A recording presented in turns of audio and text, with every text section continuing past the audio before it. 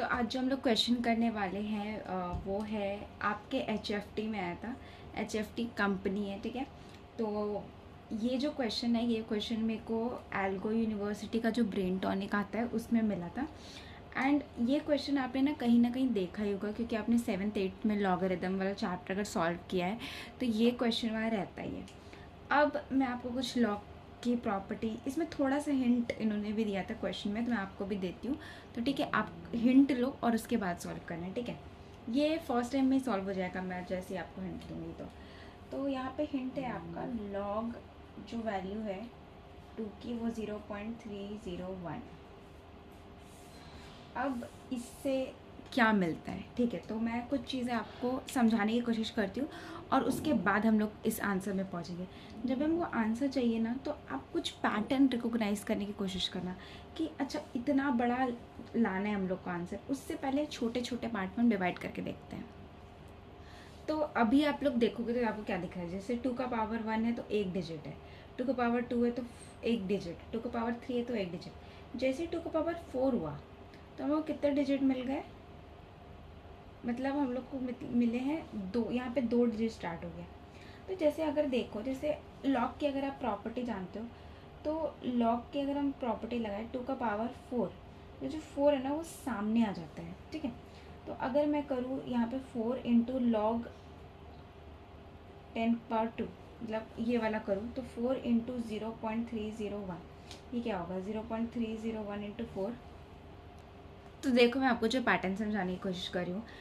तो जैसे देखो, पहले मैंने इसको 2, मतलब ये पावर 1 है ना, तो अगर आप ऐसे करोगे log 10 टू पावर 1 और मल्टीप्लाई करोगे तो 0.301 ही आएगा। अब ठीक है, अभी आपको मे भी कुछ समझ नहीं आ रहा है। अब हम सेकंड पैटर्न लेते हैं, ठीक है। मैंने ये देखो यहाँ पे 1 डिजिट 1 डिजिट 1 डिजिट है, मैं 2 डिजिट वाले में गई, तो 2 डिजिट वाले में 4 से मल्टीप्लाई करेंगे, 4 इंटू 0.301। तो यहाँ पे जो, यहाँ पे देखो पॉइंट के पहले क्या आ रहा है, 1 आ रहा है, ठीक है। यहाँ पे 1 आ रहा है।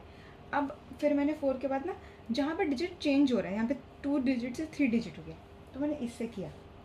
तो 8 से मल्टीप्लाई करने के बाद यहाँ पे मेरा आ रहा है 2। तो अगर आप पैटर्न देखोगे तो जब यहाँ पे 2 आ रहा है तो नंबर ऑफ डिजिट्स कितनी है, 3 डिजिट्स हैं। इसका मतलब जो भी ये आंसर है +1 कर दोगे तो वो आंसर आ जाएगा। देखो यहाँ पे भी देखो, 4 से मल्टीप्लाई किया तो यहाँ 1 आ रहा है, पर कितने डिजिट है, 2 डिजिट है, तो 1 + 1 तो आ जाएगी 2 डिजिट। यहाँ पे देखो, यहाँ पे 0 है, 0 + 1 करोगे तो आएगा 1, तो 1 डिजिट है, देखो 1 डिजिट है। तो ये बहुत इजी था क्रैक करना। अब हम लोग को आंसर निकालना है 2024 के लिए। तो ये क्या हो जाएगा, log 10, ये 2 है, 2024। तो आपको 2024 यहाँ सामने आ जाएगा, तो आ जाएगा 2024 इंटू लॉग 10 2, तो आ जाएगा 2024 इंटू लॉग, इसकी वैल्यू क्या है 0.301। अब इन दोनों को मल्टीप्लाई करोगे तो ये कुछ आता है 609, ये आएगा, ठीक है, पॉइंट में, और इधर कुछ भी आएगा तो उससे हमको मतलब नहीं है, क्योंकि हमको सिर्फ ये इससे मतलब है।